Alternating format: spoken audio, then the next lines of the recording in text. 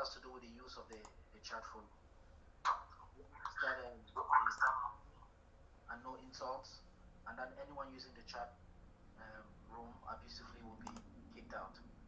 Now, after the speakers, we've gone through the period of the question and answers. There will be opportunities for persons to make comments. You answer during question and answers, you keep on to your comments and you wait until we get to that point. During comments, rather, there will be a couple of minutes for each participant to make their comments. Hello, moderator? Yes. Yes, I thought he thought it was 1 o'clock, so he will be joining. Okay, thank you. Thank you. Yeah. And then during question and answers, remember again, it's not comments, so please be brief and be direct. Okay, Prof is in. Let's just wait for Pa to join, and then we'll go ahead and introduce them.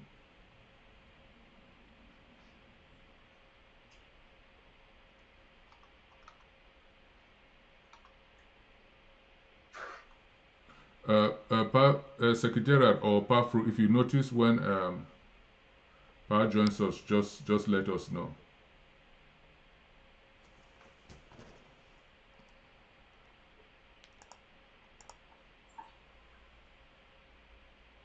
Prof. I was getting used to those your introductions that you used to do. Yeah, we will predictions for one if you had one. Well, yes and no, right? Given the people we have as guests today, I'm not going to attempt history. Smart move.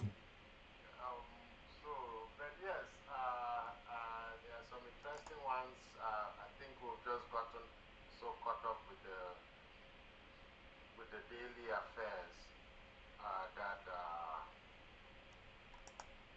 we almost forgot. Not almost. We haven't had the chance to come back. One, I like town hall hour last week while we were waiting for Pa.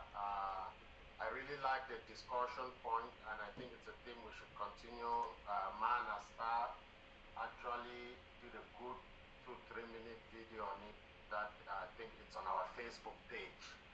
It's on the town hall Facebook page. If you happen to have missed the town hall hour last week, so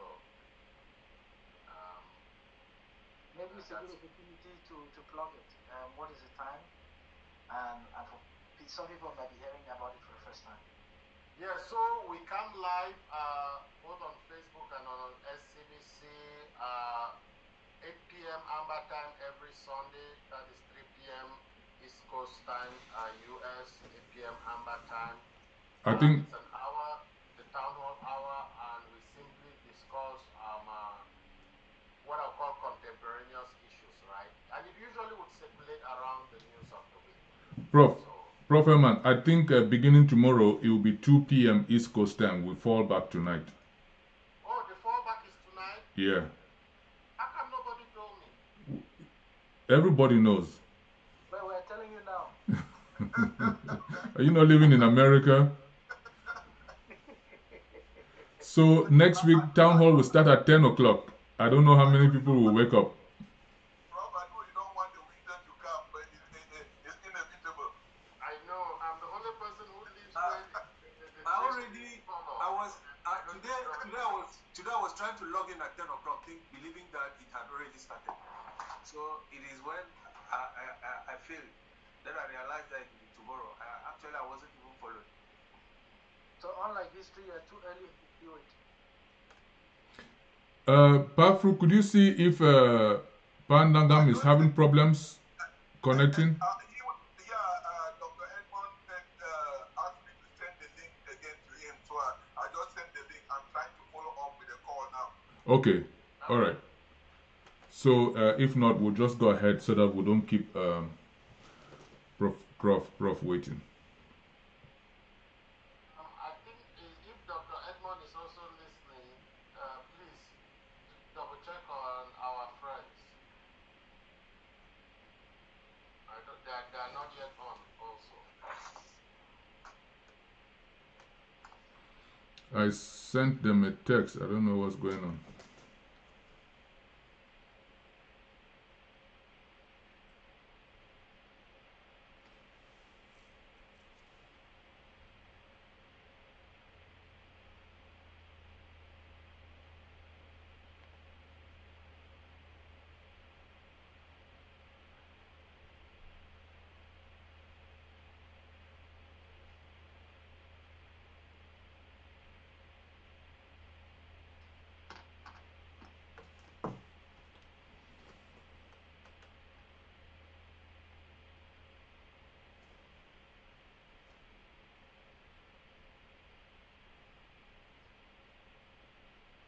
So, we do apologize. Let's just. Oh, it looks like Powerful himself was kicked out again. I'm just letting him back in. Yeah, I think he was making the phone call. Okay. Yeah, Secretariat. Yes. I think we can proceed with Professor Fobanjong. Pa says he has internet connection, that his laptop is not getting internet, and he is going to try his phone. So anytime I told him that we'll proceed, then anytime he joins us, then that will be okay. Okay. All right. Thank you then. So first, our apologies to Professor John Fobanjong. We were waiting for Pa Augustine Dangam. So just a brief bio to introduce Professor John Fobanjong to our Southern Cameroons audience at this 48th edition of the Southern Cameroons International Town Hall. Professor John Fobanjong is a native of Ambazonia, born and bred in the era when our homeland was administratively attached to Nigeria. He attended primary school in Limbe and Boya and secondary school in Bamenda. Right after completing secondary school, he was recruited in the intelligence services of the national security and served in Chang, Douala, and Yaoundé under the Ahidjo regime. Conscious and aware early on of the marginalized status of Southern Cameroonians, he left in the late 1970s to pursue further studies in the United States. He completed doctoral studies in political science in 1989 and returned to Cameroon in the summer of 1991. The marginalization of Southern Cameroonians had become so unbearable, there was a call for a nationwide lockdown. Professor Fobanjong was forced to make an immediate U-turn, where he returned to the United States and was offered a teaching position at the University of Maryland Eastern Shore. He currently teaches at the University of Massachusetts and is determined to never again board a plane for Cameroon unless it is a plane that is taking him to the Ambazonian airfields in Tico, in Bali, or in Manfe. Professor John Fobanjong, you're welcome to the Southern Cameroons International Town Hall. Thank you. Thank you, gentlemen. Thank you, ladies and gentlemen. Thank you, my fellow Amazonians. Thank you, my fellow compatriots. I'm delighted to be with you here and to commiserate with you. I was invited, I was charged with sharing with you my experiences growing up in the era of Southern Cameroons, when Southern Cameroons was still not attached to French Cameroon. I was born in that era when Southern Cameroons was still under the British trusteeship administration.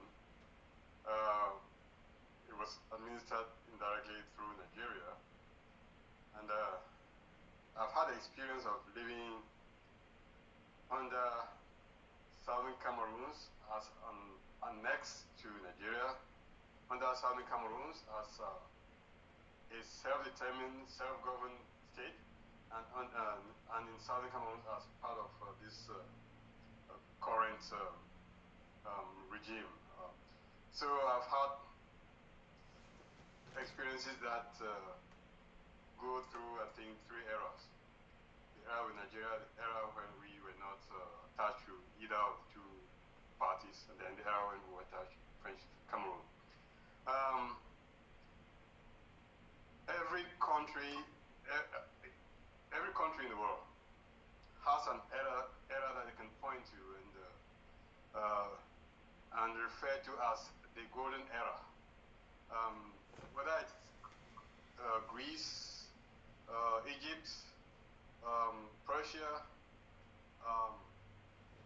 Ghana, Mali, and even the British Empire, every people, when they look at their history, they can point to an era that they would call the era of the golden era. The golden era. It is that era that brings pride to them. It is that era that made them feel proud about their history. It is an era when they had great achievements. They did things that made them proud and would make their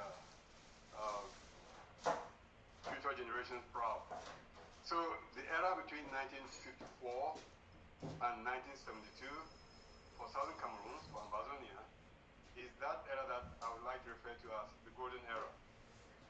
It is an era when we had the experience of self-governance, self-determination, an era when we were abandoned more or less by the British, abandoned by the international community more or less, because the UN, when we were handed over to the British, the expectation was that the British would administer us and prepare us for independence.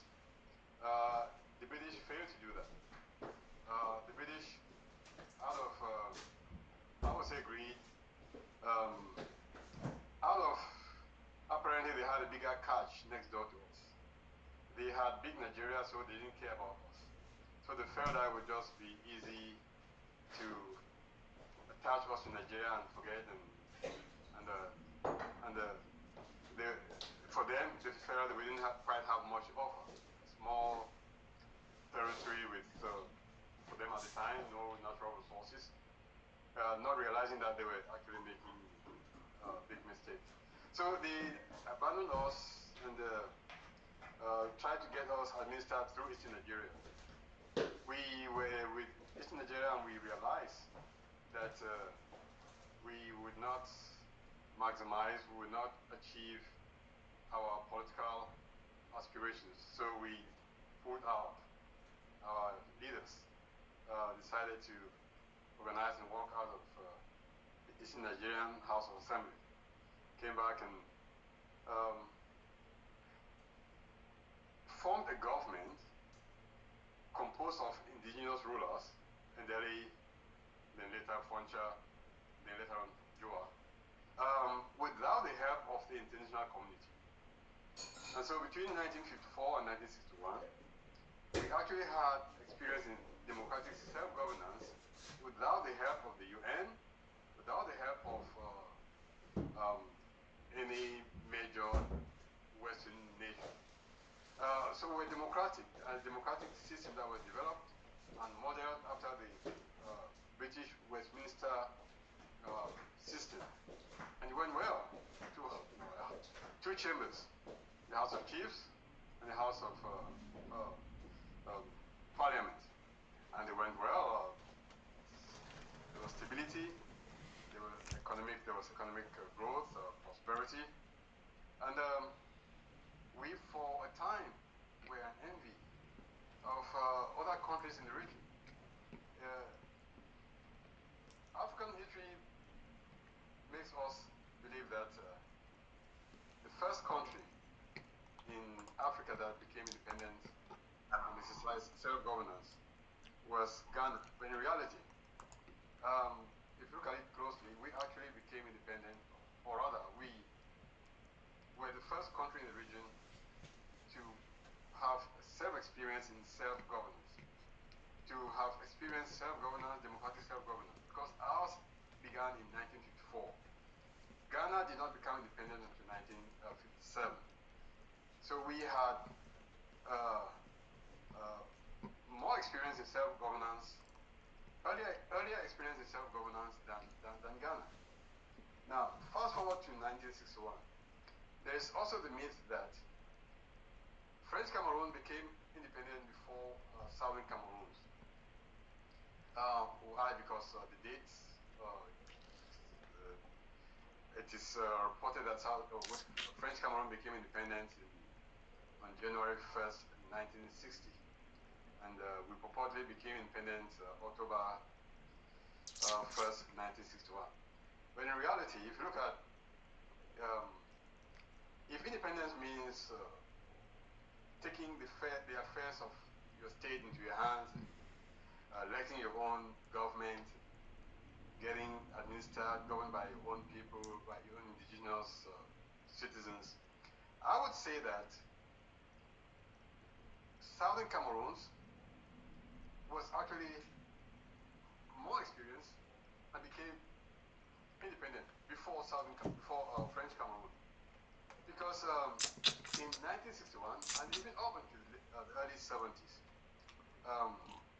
you still had French technocrats, French bureaucrats working in Yaoundé. You had French advisors in almost every ministry in Yaoundé. Francophone Cameroon had a president, Aido, who was supposedly a native of French Cameroon, but in reality, he was put in office. Everyone knows this, by the French. So he was actually there to serve the interests of France. But when you look back at Southern Cameroons, Ambazonia, the leaders that we had in office, from Ndeli to Foncha to Joa, were actually put in power by us, Southern Cameroonians. And so, in terms of self-governance, genuine self-determination, we actually had more experience and were more advanced in democratic self-governance than French Cameroon. Now, if we were to form a union,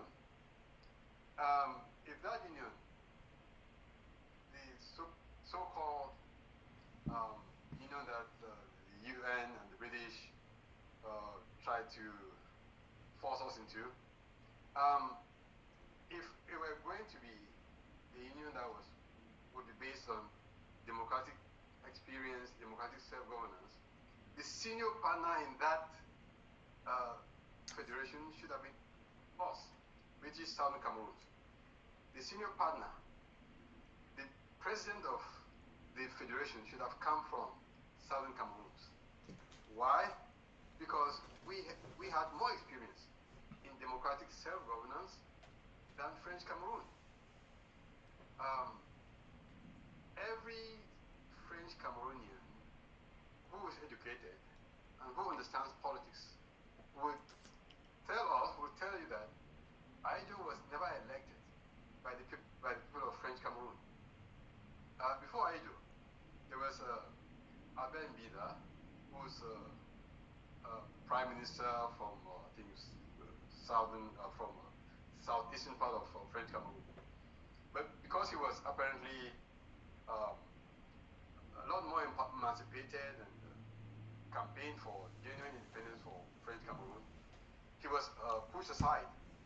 And then there were the Umnyobes, who genuinely wanted to push for independence, genuine independence for French Cameroon. He too was eliminated. And so Aido put in place and allowed to so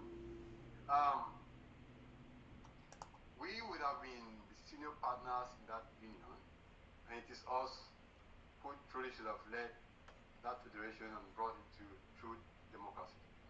Now, on to my experience as a citizen of Ambazonia, Southern Cameroon, between the era, the 50s and the 1960s. Yeah, during that period, I sent, earlier this morning actually, I sent an almanac to Dr. Folefak. I would like us to, if we can, share it, please. I sent a copy to, I think, through Dr. Folefak and Francis. If you can share that, yes. Okay. That almanac, you can see it, okay. This almanac was published in 1965 when Joa was Prime Minister. Now, if you look at the composition of that cabinet, you would see that the cabinet is balanced. You would see that you would see equity, balance between ministers from the southern region and ministers from the northern region. I tried to pull up the almanac, the almanac for Fonchal's government. That too, actually, there was actually more equity in that government than in Joa's. There were actually more ministers from the southern region than from the northern region.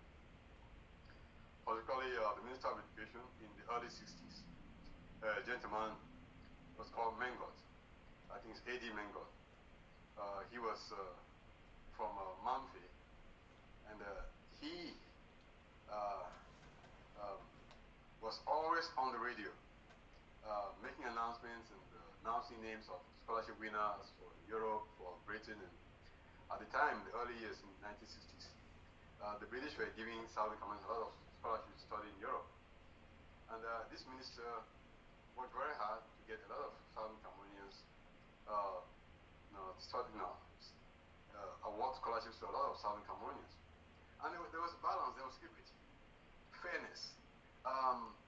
The fairness that we do not have today in the current arrangement, the current union with French Cameroon. If you look at the composition of Aidjo's government and Bia's government, you would see that both regimes lacked equity. They lacked balance. They did not have ministers from the southern regions. If you counted them in the Aidjo times, there were maybe one or two. Then in the Bia regime, maybe one or two ministers from the southern. By southern region, I'm talking about the region from Mamfe going down south. Maybe one or two. But under Aidjo, under Foncha, there were at least 7 ministers from the southern region, and maybe 5 or 6 from the northern region. So you had equity. With the Joa regime, same thing. So one of the reasons why we're fighting to obtain our independence because we lacked equity in this union that was forced on us, particularly under this current arrangement. It took a lot of pushing to get people like the Atanangis and others appointed, but nonetheless, we all of us know that Atanangi is not a Southern Cameroonian. From his policies and politics, we know he's not a Southern Cameroonian. So we are fighting to break away because there has been no equity, no balance, no fairness in this union that was imposed on us. So in the days of between 1954 and 1972, we had near self-sufficiency in economic governance, in political governance. We had there's data that shows that we had near to full employment. Every person who finished college, before you finish college, you had employment waiting for you. Before you finish even primary school, you had jobs waiting for you. When you got employed, on on the first of the month, by the 30th of the month, you had your paycheck on your table. It brought to you on your table. Unlike in the current regime where you would work for a year, 2 years, no salary. I was a victim of this regime. I was employed in 1974. I did not get my first paycheck until 1977. So I worked for about 3 years. I spent time in Cham, in Yaoundé, in Douala, with no pay. It was one of the frustrations that got me to abandon the regime and leave, come out, go to the US for further studies. And so, in the Southern Cameroons government, governed entirely by indigenous Southern Cameroonians, there was equity, there was efficiency, and in both in the public and private sectors. Now, in the private sector, right after independence, we had indigenous entrepreneurs who were building our infrastructures. People like the I think you can bring him back. Nangas, I think you can spotlight him and then interchange from time to time with the album.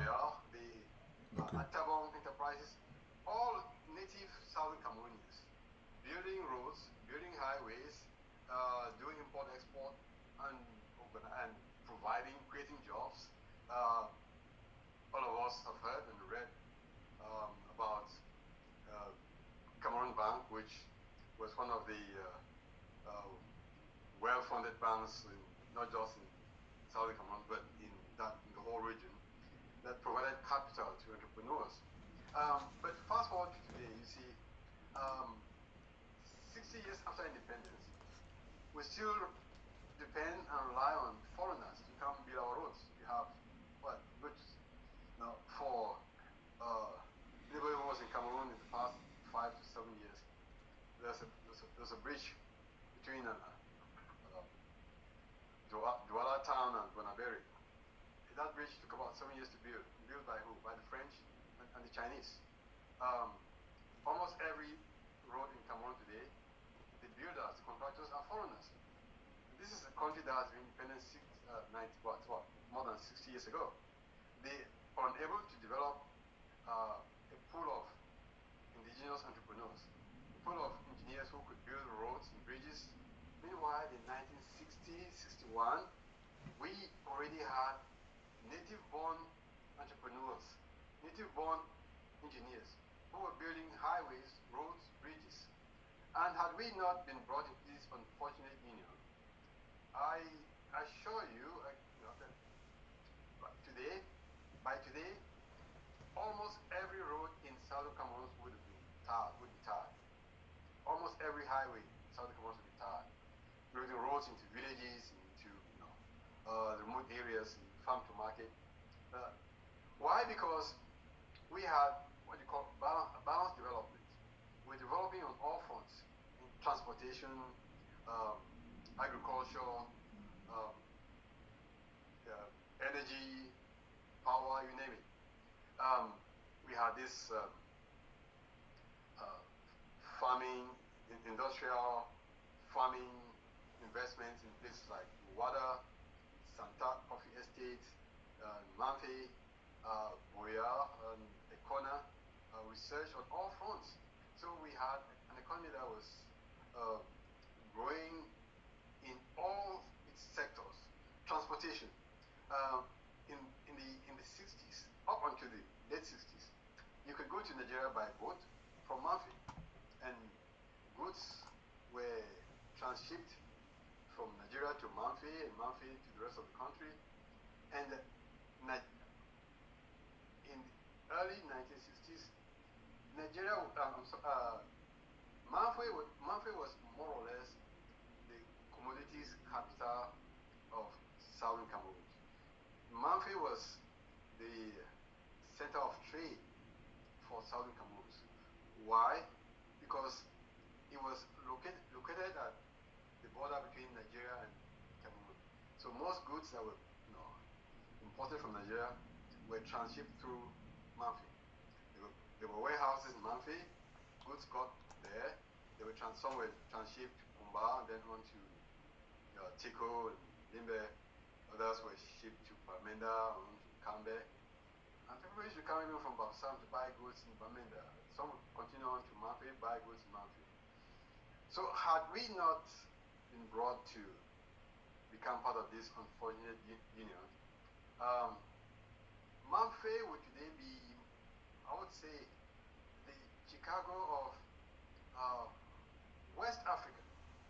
The Chicago of West Africa. Chicago today, we know, all of us know, is the commodities capital of not just the US, but of the world. The prices for our cocoa, coffee, and other commodities are determined in Chicago, in the Chicago futures market. So that's what Manfi would have become had we not been misguided to join this unfortunate union. Not to mention what Tico and all of us know that between 1954 and the early 60s, there was an international airport in Tico. An airport that had direct flights to London, to Accra, to Kenya, and to Lagos. And students who studied in Europe flew out through Manfi. The story is well known about the Nkrumah, the first president of Ghana, who flew to Manfi, to Tico, was received, welcomed by Funcha. And so today, everything is gone, abandoned, neglected, and just like the rest of us. So we have to stay focused.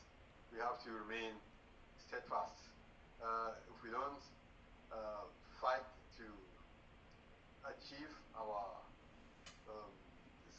reacquire our golden era, we would remain forever slaves in this current arrangement. So I am, as was said in that introduction, I will never again step foot in Cameroon unless I'm going to a Cameroon that is our neighboring state. Unless I'm flying back into either the Tico airport, into the Bamenda airport, or into the Manfi airport. So, any questions?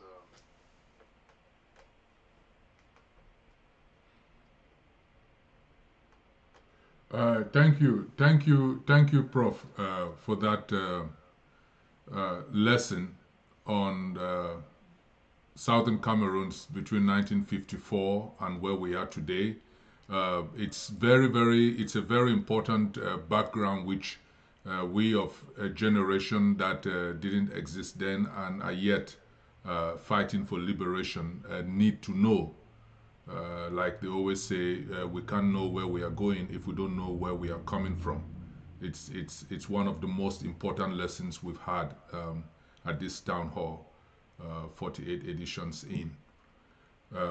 I think before we take questions, we usually take questions in a series. I don't know if you want to jot them down, so it's not one question, one answer. It drags out. We take them in a batch of about 5. You answer them, and then we take another lot, and then maybe we have an open discussion.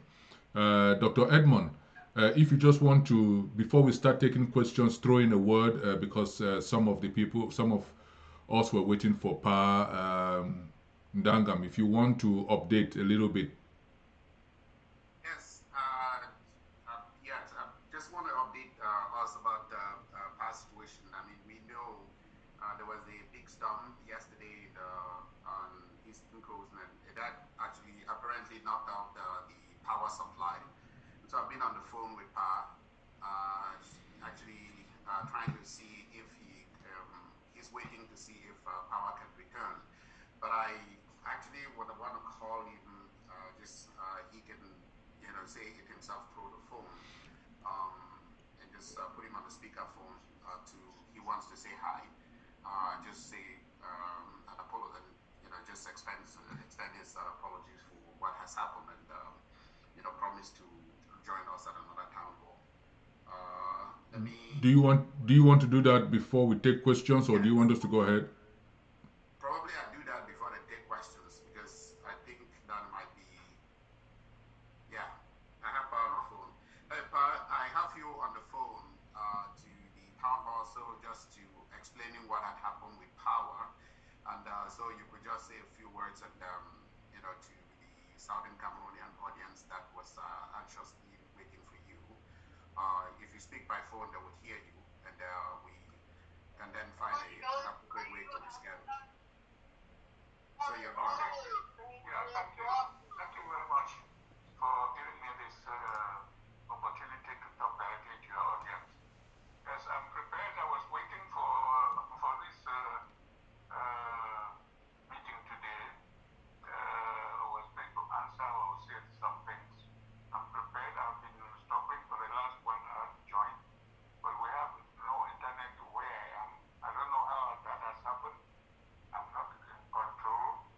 It is not only me. The whole house has been waiting for internet since morning. So I am ready. I thought that maybe before you go to the end with Professor Obanjong, maybe the internet connection would have come. So if it doesn't come, we can still arrange for me to come on your program at the earliest opportunity. I'm ready to talk about our country, its problems, and its possible solutions. Anything you want, you like your audience to hear from me, you can ask questions, and we'll discuss the ideas. All right. So thank you. I'm just hoping that it will be by the next program. I don't see how we'll get internet here today. It's not something we're in control of. All right, thank you very much, and I think Papa John is here representing both of you. Actually, we can hear Paul well. We can hear Paul well, so he can participate. Well, he comes across clearly, so now The link that was sent, it has not come. I was opening one that Mr. Kimben sent for a meeting on Sunday. It is not that one. No link has come from you. When it has come, it has not entered my phone or my laptop. This is the problem. Yeah, I think it might be a bit difficult for. Yeah, I think we'll rather reschedule for Pa. Yeah, so that Pa can have his. People would like to see him on stage. All right, it's a little bit difficult to do this by phone like this. If the audience give us permission, then I think that is what we would do. That's what we would like to do, and get Pa connected. I mean, once Pa gets his internet connected, and then we can get back together. Okay. Yeah. All right. Yes. That's the best option. Yes. Thank you very much. I just wanted the audience to hear your voice and accept a greetings from all of us, and we continue to thank you for what you've been able to do for us throughout, and your continuous guidance. Sure. Thank you. Thank you. Okay, thank you, Dr. Edmond, and I think we will indulge Prof again when Pa is ready to come, so that it could be a tandem of both of you, Prof, if you don't mind to come back when Pa is ready. we'll be glad to have you again with Pa. Yeah, I remember you indicated that you wanted the format to be panel. Yes. So, yes. Maybe 2 other people with arranger, we can make it happen. Yes. Thank you. So for today, we have some hands up, Prof. So we are going to take questions again. Francis, my co-moderator. Yeah, we have 3 hands open up, and then the chat forum is also open if persons want to ask. I think we have Pafru, Mr. Charles Akwo, and Dr. Daniel. I would assume Dr. D. Pafru. Thank you again once more, and I want also to thank Data for Banjo, and all of you who know my background, you should understand why I call him Data. And I think this town ignited the spirit that was in me growing up in the village, where around the fireside, I would sit with my grandparents. They would be telling stories of how they used to be. And I want also to commend the Secretariat for this particular program. I think it is very, very powerful. As the moderator said earlier, if you don't really know where you are coming from, you would not definitely know where you are going to. And I would also, listening to Tata Fobanjong, it just supports the saying that what an old man can see sitting down, a young man cannot see standing on the tallest tree, because he sees with years of experience. Now, the question I would like to ask Tata is that you've given us how life works, and I would like also for you to tell us what, and you worked in Douala and La République. What strategy did La République use during the Makiza era that it's being replicated now? And what lessons can you, living through that period, message can you give to our people on the ground, and mostly our fighters, to guide them to prevent some of this senseless killing that our people are going through on the ground? Thank you. If Tata could move on, as we mentioned, maybe we'll take two more questions, two more hands. Mr. Charles? Okay, can you hear me? Yes. Okay. Thank you very much for the discussion. Right. I just want to ask if you agree with me that power changed hands easily in the southern Cameroons because of the system, because it was a parliamentary system. And we know that the prime minister doesn't have a lot of power as compared to a president wielding a lot of power. If it was a presidential system, one greedy individual can just dig in, surround himself with his own military that we see in like we in Cameroon, create special forces, all those kind of things, and can stay in power for forever. So I think it's a system in place. Because we're also seeing that in the revolution now, people just have a sense of power, just a slight sense of power. They're digging in. Now, the second other question that I want to ask you is, do you think that our people were a little bit naive to walk straight into a centralized system of governance after they've had a liberal system of doing things where power is decentralized? And you go to join people who are not even independent, they're not fully independent country. Because even today, they are not saying independent, they don't have economic independence. Their foreign reserve means they sell cocoa abroad, the money goes straight to France, the French central bank, and they can only get 15% of it. They were a little bit naive to walk into that kind of system. Because France is a centralized state. So they copied from there, and they have not been free ever since. Thank you, Comrade Charles. Thank you. I will take the last question from Dr. D. Okay, thank you, Comrade. If you can, to the house, and we want to thank if it's possible, turn so on much your for camera. Huh? I say, if it's possible, turn your camera for the purposes of TV. Thank you. Okay. Yeah. Okay, can you see me? Yes, all right, yes. Thank you. So, what I was saying is that I want to appreciate Power for taking out the time to come talk to us today, and this is something that moving forward should be encouraged. We're so grateful for this opportunity. One of the things we have learned with the successes of government here